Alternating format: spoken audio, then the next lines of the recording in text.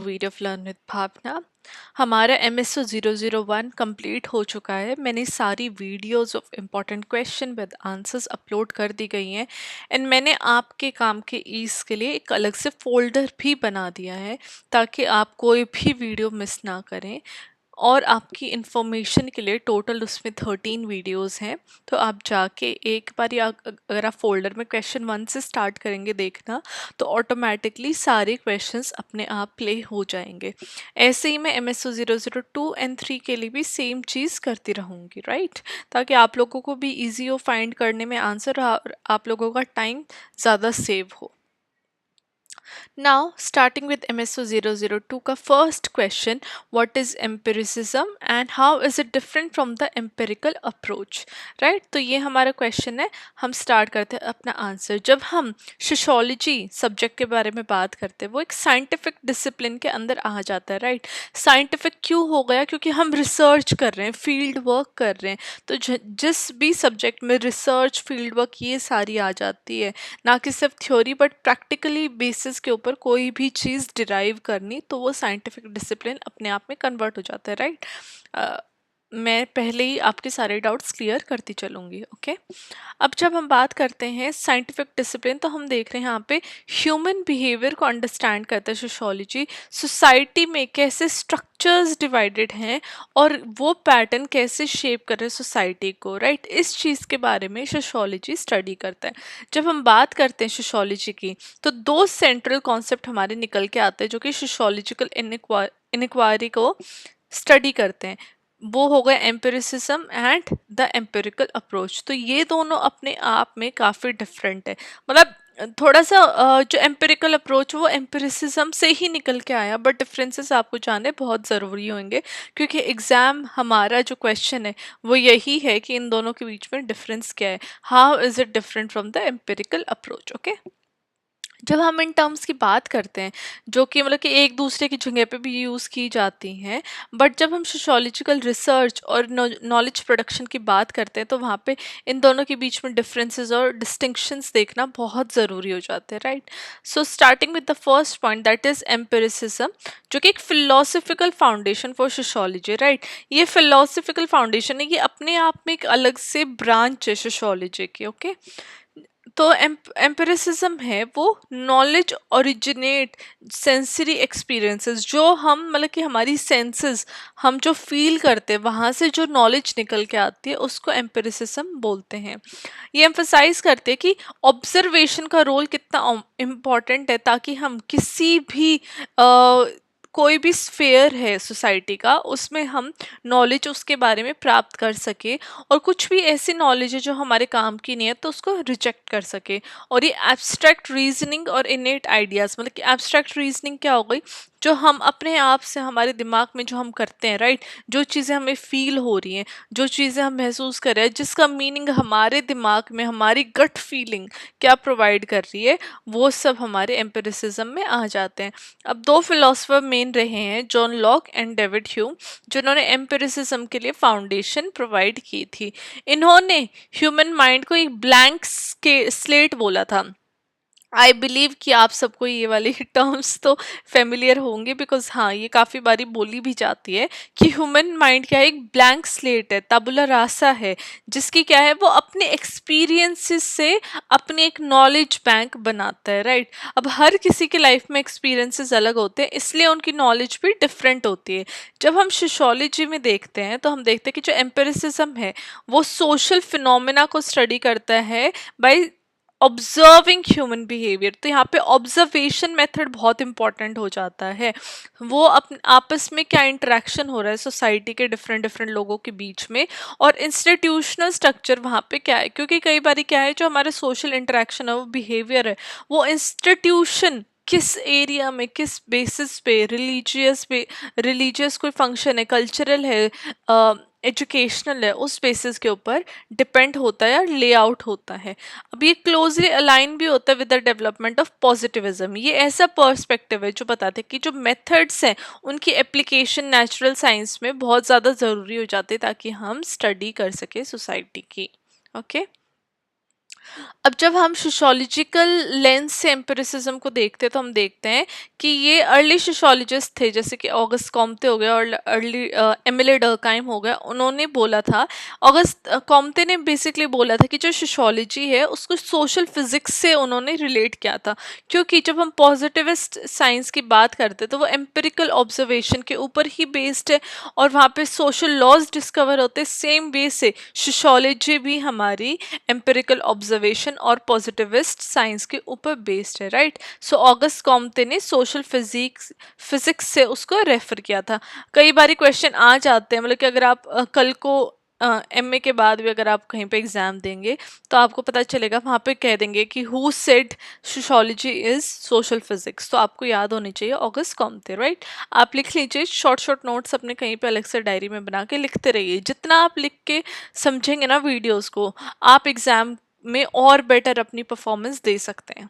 Okay, अब हमारा आ गया एमिली डर्कहाइम। तो एमिली डर्कहाइम ने एम्पिरिकल मेथड को सोशल फैक्ट्स जब उन्होंने स्टडी किया तो वहाँ अप्लाई किया था, जहाँ पे उन्होंने सोशल फैक्ट को बोला था कलेक्टिव फिनोमिना है which is external to individuals, right. ये मतलब कि लोगों के मतलब कि उनके अंदर से नहीं आता है, लेकिन बाहर जो सोसाइटी है उसमें बेस्ड है, जहाँ पे इंडिविजुअल्स क्या करते हैं, उनके अंदर से एक इन्फ्लुएंस हो जाते हैं उनके ऊपर उन फिनोमिनास का। जब उन्होंने एमिली डर्कहाइम का बहुत बड़ा काम है सुसाइड के ऊपर, तो उन्होंने देखा था कि जो लोग सुसाइड कमिट करते हैं, सुसाइड के लिए सोचते हैं, तो वो सोशल फैक्टर, चाहे तो वो इंटीग्रेशन हो गया, रेगुलेशन हो गया, जहाँ पे empirical nature of social inequality का बहुत बड़ा रोल या इम्पैक्ट देखा गया था। ओके, तो मतलब कि जितने भी सोशोलॉजिस्ट हैं, उन्होंने अपनी जितनी भी स्टडीज़ किए, जितने भी काम किए, तो कोई ना कोई सोशोलॉजिकल फिनोमिना वो अपने काम में अप्लाई करते रहते हैं, राइट। तो ये हमने एमिली डर्कहाइम, ऑगस्ट कॉम्ते के दो एग्जाम्पल देखे इसमें। नाउ जब हम एम्पिरिसिज्म के लिए एक फिलोसफिकल फ्रेमवर्क प्रोवाइड करने की कोशिश करते हैं, तो हम देखते हैं कि जो सोशोलॉजी है वो एज ए साइंस प्रोड्यूस करते हैं ऑब्जेक्टिव्स को, ऐसी नॉलेज वो लेके आते हैं जिसको वेरीफाई कर सकते हैं अबाउट द सोशल वर्ल्ड। ऐसा नहीं है कि किसी भी सोशोलॉजिस्ट ने कोई भी बात बोल दी, राइट। ऐसा कभी भी नहीं हुआ है। सोशोलॉजी में हमेशा रिसर्च हुई है, चाहे वो फील्ड वर्क के बेसिस पे हुई या डिफरेंट सोशोलॉजिकल फिनोमिना के बेसिस पे हुई, लेकिन हमेशा हर सोशोलॉजिस्ट का काम बहुत ज़्यादा वेरीफाइबल होता है। ओके, अब इसमें हमारा सेकंड पॉइंट आ जाता है एम्पिरिकल अप्रोच, राइट। अभी हम एम्पिरिसिज्म के बारे में बात कर रहे थे, अब हम करेंगे एम्पिरिकल अप्रोच के बारे में डिस्कस। अब जो एम्पिरिसिज्म है वो एक फिलोसफिकल स्टैंस है, राइट। जैसे हमने पीछे बात किया, वहीं पे एम्पिरिकल अप्रोच एक प्रैक्टिकल एप्लीकेशन है, राइट। उस फिलोसफिकल मतलब कि भाई सोच लिया, मान लिया, देख लिया, बट वहीं पे एम्पिरिकल अप्रोच को हमें अप्लाई करना होता है ऑफ एम्पिरिकल मेथड्स, राइट। जितनी भी हम सोशियोलॉजिकल रिसर्च करते हैं, वहाँ पे जब एप्लीकेशन की बात आती है तो वो एम्पिरिकल अप्रोच की एप्लीकेशन होती है। यहाँ पे सिस्टमैटिक कलेक्शन होता है डेटा का, और उस डेटा को एनालाइज किया जाता है और इन्वेस्टिगेट किया जाता है उस सोशल फिनोमिना को। अब ये अप्रोच है, ये सेंट्रल है साइंटिफिक मेथड में, सोशियोलॉजी में, जो कि प्रोड्यूस करता है नॉलेज को, जो कि रिलायबल है, वैलिड है और जनरलाइजेबल है, राइट। रिलायबल कैसे हो गई कि कोई भी उस नॉलेज को अप्लाई करना चाहे अपनी सोसाइटी में, तो वो वहाँ पे भी सेम रहेगी, वैलिड रहेगी, मतलब कि वो करेक्ट एक्यूरेट है। और जनरलाइजेबल मतलब कि जनरल सोसाइटी में एक, मतलब कि ऐसा नहीं है भाई कोई ट्राइबल सोसाइटी है, ऑफ कोर्स वहाँ के रूल्स रेगुलेशन अलग होंगे, राइट। वो अब नॉर्मल जो थ्योरीज है वहाँ पे इम्प्लाई नहीं हो पाएगी, इसलिए उनकी स्टडी अलग से होती है। तो इसलिए जो जनरल सोसाइटी है वहाँ पे ये थ्योरी, एम्पिरिकल अप्रोच और एम्पिरिकल मेथड्स वहाँ पे अप्लाई होते हैं। ओके, अब हम फीचर्स की बात कर लेते हैं एम्पिरिकल अप्रोच की, तो इसमें आ जाता है सिस्टमैटिक ऑब्जर्वेशन।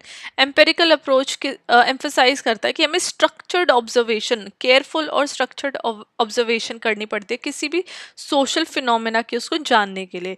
इसमें चाहे तो डायरेक्ट ऑब्जर्वेशन हो जाती है किसी भी ह्यूमन के बिहेवियर की, या फिर पार्टिसिपेंट ऑब्जर्वेशन होती है किसी भी नेचुरल सेटिंग में, जो कि सेकेंडरी डेटा सोर्सेज का यूज़ करते हैं। मतलब कि किसी भी सेकेंडरी डेटा सोर्सेज क्या होता है, जो सेकंड पर्सन कोई कलेक्ट कर रहा है डेटा और उसके डेटा को रेफर करके हम किसी भी सोसाइटी की स्टडी कर रहे हैं। फॉर एग्जाम्पल आपका फ्रेंड बोल देगा कि अरे उसके वो कैफे तो बहुत अच्छा है, राइट, अब वो मूवी थिएटर में उस मूवी का मजा तो अलग ही है। तो आप मतलब कि अपनी फ्रेंड की वो बात सुन के अब आपके पास वो सेकेंडरी डेटा है, राइट।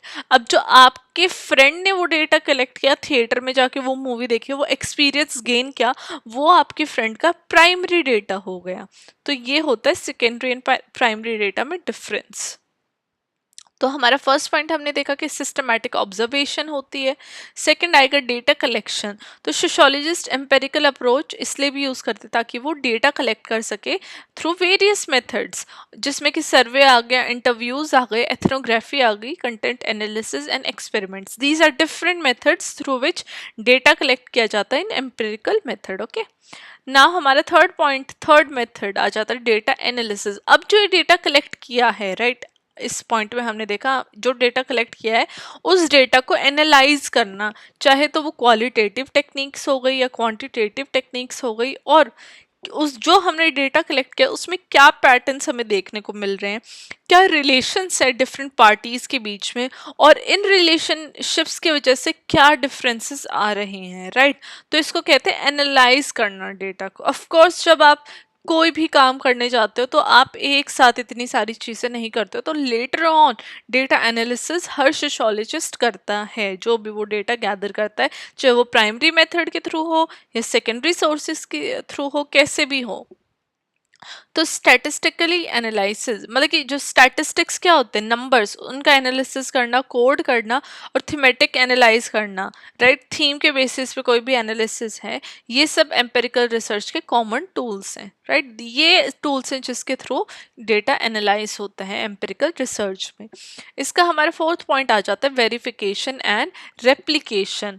अब एक बहुत इंपॉर्टेंट एस्पेक्ट है एम्पेरिकल रिसर्च का, क्योंकि किसी भी डेटा को एनालाइज करके उसको वेरीफाई जब करते हैं तो और सेम रिजल्ट आता है, राइट, सेम रिजल्ट आना, उसी को वेरिफिकेशन ऑफ डेटा बोला जाता है, राइट। तो वहीं पे वेरिफिकेशन ऑफ डेटा हो जाता है, राइट।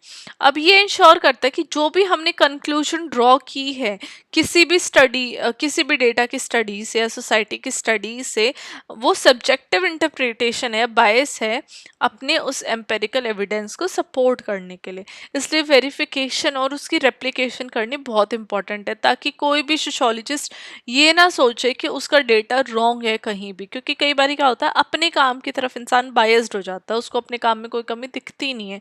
तो इसलिए वेरिफिकेशन करना बहुत इंपॉर्टेंट हो जाता है, अगर एक दो कमी है तो उसको भी इंसान रेक्टिफाई करके सुधार सके। Now let's talk about examples of empirical approach. अब सोशोलॉजिस्ट ने इनइक्वालिटी को देखा इन एजुकेशन, जो कि उन्होंने जो सर्वे डेटा कलेक्ट किया है स्टूडेंट्स की सोशो इकोनॉमिक बैकग्राउंड के बेसिस पे, एकेडमिक परफॉर्मेंसेस के बेसिस पे, और उनको एक्सेस किया है रिसोर्सेज और एनालाइज करते हैं उनकी रिलेशनशिप सोशल क्लास और एजुकेशनल आउटकम्स के बीच में। तो ये वन ऑफ द एग्जाम्पल्स है कि कैसे सोशोलॉजिस्ट एम्पेरिकल अप्रोच को यूज़ करके मतलब कि एजुकेशन में जितने भी इनइक्वालिटीज हैं उनको स्टडी करते हैं ना। इसका सेकंड एग्जांपल है कि एथनोग्राफिक स्टडी हम मार्जिनलाइज्ड कम्युनिटी के लिए के ऊपर भी करते हैं, जहाँ पे वो पार्टिसिपेंट ऑब्जर्वेशन में इन्वॉल्व होते हैं और एक इन डेप्थ इंटरव्यूज लेते हैं किसी भी इंसान के जो कि सोशली एक्सक्लूड हो चुके हैं, और कैसे उनकी डेली लाइफ और आइडेंटिटी उससे इफेक्ट होती है।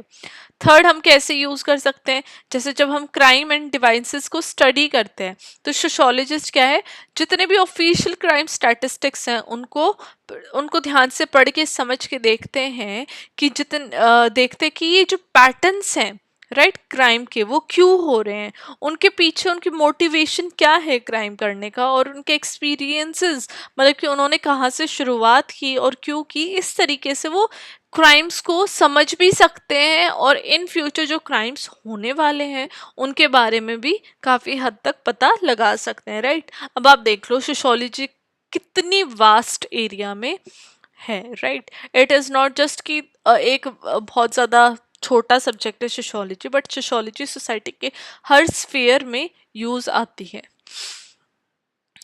अब जो ये एम्पिरिकल अप्रोच के हमने एक सोशियोलॉजिकल थ्योरीज के एग्जांपल देखे रियल वर्ल्ड एविडेंस में, ये मेयरली स्पेकुलेटिव और आइडियोलॉजिकल नहीं है, बल्कि ये रियल वर्ल्ड के हैं। ओके, जो मैंने आपको बताया कि रियल वर्ल्ड में भी ये सारी चीज़ें, ये सारी टेक्निक्स अप्लाई होती है सोशियोलॉजी की। हम जैसे क्वेश्चन ने बोला हमें एग्जाम डिफरेंसेस बताने between empiricism and empirical approach, तो मैंने टेबल सी बनाई है। ऑल्दो मैंने टेबल यहाँ पे आपको विजिबल नहीं है लाइंस, बिकॉज ऑफ कोर्स वो थोड़ा सा टाइम कंज्यूमिंग हो जाता है और हमारे पास काम बहुत है करने के लिए। तो आप देखो ये जो गैप है ना, तो यहाँ पे आप अपने आप एक लाइन ड्रॉ कर लेना, इमेजिनरी लाइन। ओके, तो यहाँ पे मैंने एस्पेक्ट लिखे हैं, मतलब कि किन एस्पेक्ट्स पे हम डिफरेंशिएशन कर रहे हैं between empiricism and empirical approach. तो फर्स्ट हमारा डिफरेंस आ जाता है नेचर बेस पे। अब फर्स्ट जो नेचर है एम्पिरिसिज्म का, वो क्या है? फिलोसॉफिकल फाउंडेशन है, जो कि हमने ऊपर बात की है। और एम्पिरिकल अप्रोच की जो नेचर है वो कैसा है? Research method. हम एम्पिरिकल अप्रोच में मेथड्स, रिसर्च मेथड्स का यूज कर रहे हैं, वहीं पे एम्पिरिसिज्म एक फिलोसॉफिकल फाउंडेशन के तौर में देखा गया है। हमारे फिर सेकंड आ जाता फोकस। अब एम्पिरिसिज्म किस पे फोकस कर रहा है? कि सोर्स ऑफ नॉलेज, जहाँ पे वो एक्सपीरियंस और ऑब्जर्वेशन की बात करता है, वहीं पे एम्पिरिकल अप्रोच का फोकस है process of collecting and analysing data. Right, अभी हमने ऊपर इतना कुछ स्टडी किया, तो आपको ये डिफरेंशिएशन समझने में बहुत इजी होंगे, आसान होंगे, और आपको क्वेश्चन की भी क्लैरिटी मिलेगी। और अगर सिर्फ डिफरेंशिएशन आता है तो आपको एस्पेक्ट लिख के और इस तरीके से आप डिफरेंशिएशन अच्छा दे सकते हो। अब हमारा थर्ड आ जाता है स्कोप। तो एम्पिरिसिज्म का क्या स्कोप है? वो ब्रॉड है, बहुत ज़्यादा वास्ट है अपने आप में, जिसमें कि उसकी जो नॉलेज है वो वेरियस फील्ड्स ऑफ सोसाइटी में यूज़ की जाती है। वहीं पे एम्पिरिकल अप्रोच बहुत नैरो है, जिसका फोकस क्या है? सिर्फ रिसर्च क्वेश्चन पे, जो उनको रिसर्च क्वेश्चन मिल गया उसके ऊपर उनका फोकस करके और उस पर चलते जाना है। बल्कि एम्पिरिसिज्म अपने आप में एक बहुत बड़ा ब्रॉड स्पेक्ट्रम है। राइट, काफी वास्ट है। अब की फिगर्स के एम्पिरिसिज्म की, John Locke, David Hume, August Comte, Emily Durkheim. Right, इनके बारे में हमने बात की थी। जॉन लॉक और डेविड ह्यूम ने तो इनको फाइंड आउट किया ही था, राइट, एम्पिरिसिज्म मेथड को। और ऑगस्ट कॉम्टे और एमिली डर्कहाइम ने इस मेथड को अपनी स्टडीज में अप्लाई किया था।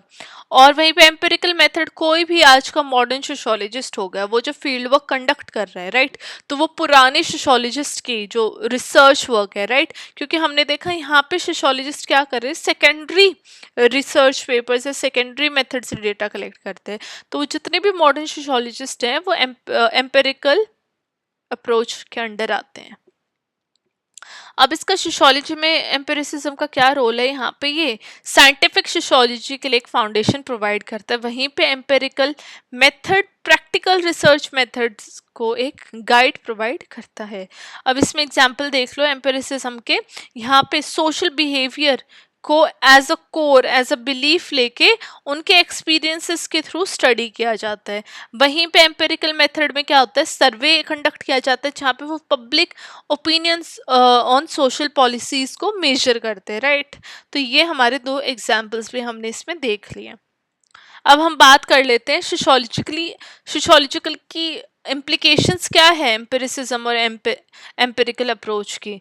तो पहले हम बात कर लेते हैं एम्पिरिसिज्म की एंड पॉजिटिविज्म। जब हम एम्पिरिसिज्म की बात करते हैं तो उसकी जो फाउंडेशन है वो पॉजिटिविज्म से काफ़ी ज़्यादा मिलते जुलते हैं। ये एक ऐसा पर्सपेक्टिव है जो कि सोसाइटी को ऑब्जेक्टिव रियलिटी की बात करता है और साइंटिफिकली उस ऑब्जेक्टिव रियलिटी की स्टडी होती है। अब जितने भी पॉजिटिविस्ट सोशियोलॉजिस्ट है वो ये आर्ग्यू करते हैं कि जो सोशल फिनोमेना है इसको हम ऑब्जर्व कर सकते हैं, इसको मेजर कर सकते हैं और एनालाइज करते हैं सेम तरीके से जैसे हम नेचुरल फिनोमेनास को करते हैं, जिसके थ्रू हम सोशल लॉज और पैटर्न्स की डिस्कवरी कर सकते हैं। ओके, वहीं पे जब हम एम्पिरिकल अप्रोच की बात करते हैं और ये थ्योरी ऑफ डेवलपमेंट से काफ़ी ज़्यादा लिंक्ड है, क्योंकि एम्पिरिकल अप्रोच के लिए क्या एसेंशियल है? टेस्टिंग। राइट, जो भी हमारा कुछ भी रिसर्च पॉइंट हमारे निकले हैं उसको टेस्ट करना, वेरीफाई करना, वो बहुत ज़्यादा इम्पॉर्टेंट हो जाता है। तो ये इंश्योर करता है कि जितने भी सोशोलॉजिकल नॉलेज है वो कि ना कि हमारी थॉट प्रोसेस के बेसिस पे बल्कि एविडेंस में छुपी हो। फॉर एग्जांपल जब हम बात करते हैं theory of social stratification and mobility, ये एम्पेरिकल रिसर्च है जो कि एग्जामाइन कर रही है distribution of wealth, power and Prestige in society, rather than कि सोशोलॉजिस्ट की जो अपनी धारणाएं हैं वो नहीं लिखनी होती, बल्कि जो रियल लाइफ बेस्ड जितना भी जो ऑब्जर्व की गई हैं वो सारी चीज़ें मेंशन करनी होती हैं। ना इसमें हमारा थर्ड पॉइंट आ जाता है social change and policy implications. तो एम्पेरिकल रिसर्च एक बहुत इंपॉर्टेंट रोल प्ले करता है ताकि वो सोशल पॉलिसीज और वो कैसे इंटरवेंशन उनकी हो रही है इन टुडेज टाइम, चाहे तो वो पॉवर्टी हो, रेशियल डिस्क्रिमिनेशन हो या फिर जेंडर इक्वालिटी, और वहाँ पे वो एम्पेरिकल एविडेंसेस देने पॉलिसी मेकर को ताकि वो ऐसा प्रोग्राम डिज़ाइन करें जो कि इन सोशल डिस्पैरिटीज़ को रिड्यूस करने में, सोशल इनइक्वालिटीज़ को रिड्यूस करने में मदद कर सके या फिर ऐसी पॉलिसीज ला सकें। फिफ्थ आ जाता है हमारे क्रिटिक्स एंड लिमिटेशंस। अब इसकी स्ट्रेंथ बहुत है दोनों मेथड्स के, एम्पिरिकल एंड एम्पिरिकल अप्रोच की, बट उसके क्रिटिक्स भी उतने ही हैं। पहले तो हमारा आ गया ओवर एम्फेसिस ऑन ऑब्जेक्टिविटी। अब एम्पिरिज्म फोकस करता है कि ऑब्जेक्टिव मेथड है ये, जिसकी वजह से वो सब्जेक्टिव जो चीज़ें उसको ओवरलुक कर सकता है, उसको इग्नोर कर सकता है। अब जितने भी क्रिटिक्स हैं उन्होंने पहले तो ये देखा कि ये इंटरप्रेटिव क्रिटिकल ट्रेडिशंस की बात कर रहे हैं जहाँ पे सोशल रियलिटी ह्यूमन इंटरेक्शन के थ्रू कंस्ट्रक्ट की जा रही है और ये फुल्ली अंडरस्टैंड नहीं हो रही है through empirical observation alone, right. सिर्फ ऑब्जर्व करने से कोई भी चीज़, कोई भी फिनोमेना अंडरस्टूड नहीं किया जाता, तो यही बात क्रिटिक्स ने भी बोली। सेकेंड आ गए हमारे रिडक्शनिज्म। तो उन्होंने बोला कि जो एम्पेरिकल अप्रोच है वो कई बारी बहुत ज़्यादा कॉम्प्लेक्स सोशल फिनोमेना को समझ नहीं पाती है, राइट, या फिर उनको सिर्फ नंबर्स में ले आती है, उनको सिर्फ ऊपर ऊपर से देखते हैं, बल्कि उनकी जो रिचनेस और डेप्थ है ह्यूमन एक्सपीरियंसेस को उसको इग्नोर कर देती है एम्पेरिकल अप्रोच, राइट। तो ये दो हमने क्रिटिक देखे और इसके आगे एथनिकल कंसर्न्स भी आ जाती है, जहाँ पे हमने देखा कि जो एम्पेरिकल रिसर्च है वो एथनिकल चैलेंजेस को कैसे निकल के और एक अच्छा सा कोई भी लाइक पार्टिसिपेंट कॉन्फिडेंशियलिटी उसको कैसे बचा के कोई भी हार्म ना करें, राइट। अब उनको हार्म करना अवॉइड करना पड़ता है, बल्कि जब हम क्वांटिटेटिव या क्वालिटेटिव मेथड में देख रहे हैं तो हम ये देख रहे हैं कि जो एम्पेरिकल अप्रोच है उसने कई बारी पार्टिसिपेंट्स की कॉन्फिडेंशियलिटी को प्रोटेक्ट करने में थोड़ा सा वो चूक गए। ओके, अब हमारे लास्ट पैराग्राफ आ जाएगा कंक्लूजन। आपको कंक्लूजन ज़रूर डालनी है। तो एम्पिरिसिज्म क्या है? एक एम्पिरिसिज्म एंड एम्पिरिकल अप्रोच दोनों क्या है? साइंटिफिक स्टडी है, स्टडी सोसाइटी की, जहाँ पे एम्पिरिसिज्म फिलोसफिकल बेसिस देता है to understand society through observation and experiences. वहीं पे एम्पेरिकल अप्रोच एक प्रैक्टिकल टूल है ताकि वो एक सिस्टमैटिक रिसर्च कंडक्ट कर सके। दोनों मिलके सोशियोलॉजी एज अ डिसिप्लिन को बिल्ड करते हैं और एविडेंस बेस्ड नॉलेज प्रोवाइड करते हैं, जहाँ पे वो सोशियोलॉजिस्ट अनकवर करते हैं एक ऐसा पैटर्न जहाँ पे वो सोशल फिनोमेना को एक्सप्लेन करते हैं और सोशल चेंज में कंट्रीब्यूट करते हैं। जब हम बात करते हैं सोशियोलॉजी की, जो कि दिन बर दिन इवॉल्व होती जा रही है, राइट, तो वहाँ पे हम एक एम्पेरिकल रिसर्च और क्रिटिकल रिफ्लेक्शन में रिलेशन देख रहे हैं, इंटर कनेक्शन देख रहे हैं, जहाँ पे सेंट्रल मिशन रहता है ताकि सोसाइटी को या सोशल वर्ल्ड को एक अच्छे तरीके से अंडरस्टैंड कर सके। अब ऐसा टाइम आ गया जहाँ पे सोसाइटी क्या है, बहुत ज़्यादा कॉम्प्लेक्स होती जा रही है, राइट। उसकी वजह से चैलेंजेस भी बहुत ज़्यादा कॉम्प्लेक्स होते गए हैं, जिसकी वजह से एम्पेरिकल अप्रोच एक पाथवे दे देती, राइट, एक डायरेक्शन दे देती ताकि वो ऐसी नॉलेज प्रोड्यूस कर सके जो कि ना कि डिफ़िकल्ट हो बल्कि सोशियोलॉजिकली बहुत ज़्यादा रेलिवेंट हो और सोसाइटी में अच्छे चेंज लाने में काफ़ी ज़्यादा इम्पैक्टफुल रहे। ओके, सो ये था हमारा first question of MSO 002। I hope आप लोगों को ये क्वेश्चन समझ में आएगा। हाँ, थोड़ा सा लेंथी है ये, बट अगर आप इसको एक बार समझ लेंगे, और मैंने वर्ड लिमिट भी डबल करके इसमें डाली है ताकि अगर आपको कहीं पे कोई पॉइंट अवॉइड करके दूसरा पॉइंट डालना है, क्योंकि हाँ एक दो पॉइंट थोड़े से कंफ्यूजिंग हो जाते हैं कई बारी, तो इसलिए मैंने आपको वर्ड लिमिट भी डबल करके दी है ताकि आप अपने कन्वीनियंस के हिसाब से कुछ पॉइंट्स अवॉइड कर सकते हैं, कुछ अपने अकॉर्डिंग डाल सकते हैं। बट कुछ इंपॉर्टेंट पॉइंट्स जैसे ब्लैंक स्लेट हो गया, फिलोसफर्स के नाम हो गए, अगर आप ये डालोगे एग्जाम में और अंडरलाइन करोगे तो एक बहुत अच्छा इम्पैक्ट पड़ेगा चेकर के ऊपर भी जो चेक करेंगे एग्ज़ाम, और आपके अच्छे मार्क्स आने की संभावना बढ़ जाएगी। Okay, so this was it for today's exam, today's question. I hope आप लोगों को ये समझ में आया होगा question topic, and I'll see you next time. Till then, bye bye, take care, and study well, study hard.